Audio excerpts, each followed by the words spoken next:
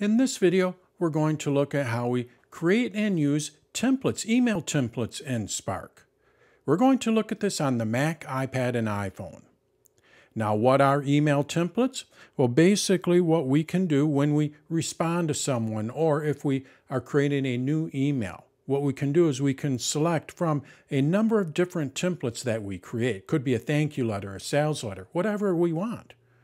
We add that template to an email that we're responding to or creating, and then from there what we're able to do is modify that so we can use it as a good starting point. And again, we can do this on the Mac, iPad, and iPhone.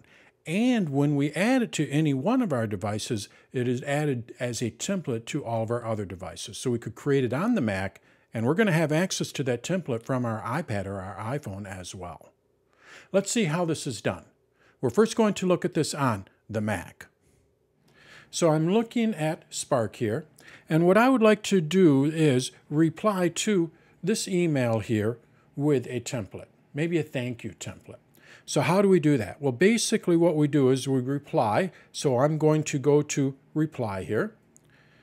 And what we now need to do is select from our templates. You're going to see down at the bottom, we have this little icon here. This is my template.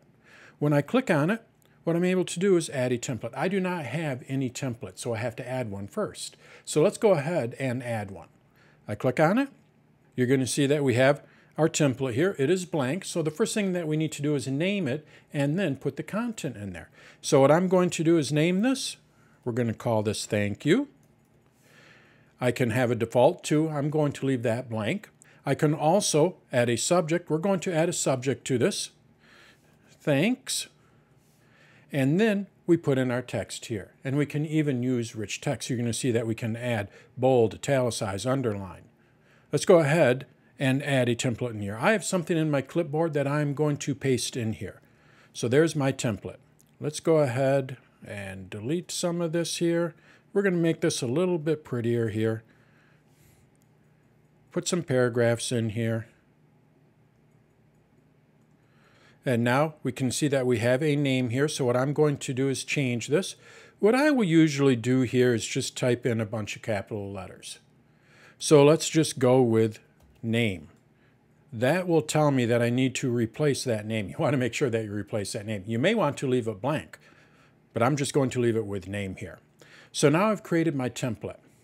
Now all we need to do to use it is just go back over to template, and then we just select my thank you. When I do this, what it's going to do is place that template in that email. So now I can just double click on name and type in his name, Johnny. From here, I just go and click on send, and it'll send it with that template. I want to create another template. I just go over to my templates here, and what I'm able to do is manage them, which means I can also create new ones. I can edit my existing templates, and if I want to remove it or add a new one, I just go down to the plus or minus here. We can also find this in our preferences. I'm going to close this here. And if we go to Spark's Preferences, you're going to see up at the top here we have templates. I select it, and now I can go and manage my templates. So that's how we manage that on the Mac. Let's see how we do this on the iPad. On the iPad, what we do is create a new email or reply to an email. I'm going to create a new one. And from here, what we do is we go up to the top. You're going to see that we have our template icon. I click on it, and there's my thank you. It does synchronize. I created this on my Mac, and being that I'm signed in with the same iCloud account, it brought it over to my iPad, and you'll soon see that it'll bring it over to my iPhone too. Any changes I make here will also be reflected on all my devices. So now I just click on it, and we can see it added that template, and I can go in here and click and change the name. I want to add another template or modify this one. Again, I can go up to my template here. This is the easiest way. And then we go over to add, and I'm able to add a new template. If I want to modify it, what I do is go over to these three horizontal lines in the upper left-hand corner. We go down to settings at the very bottom. And then what we have here are my email templates. I select it. And then from here, what I'm able to do is click on this to modify this one. If I want to add a new one, I click on Add here, and I can go and add a new one. I name it, so we're just going to call this one Test, and we'll just put in there Hi. Just make this one real simple. Let's put a subject in there of Hi.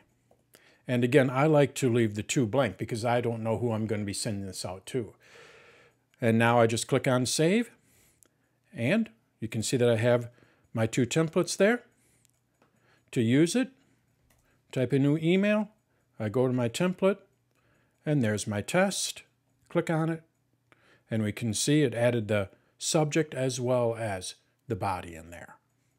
On the iPhone, basically works the same way. I'm going to go to my iPhone here, and to use a template, we reply to an email or create a new one. You're going to see we have the templates down at the very bottom, and then from here, I can tap on any one of my templates. I can create a new one by tapping on Add in the upper right-hand corner. And if I want to modify any of them or remove any of them, I tap on the three lines in the upper left-hand corner.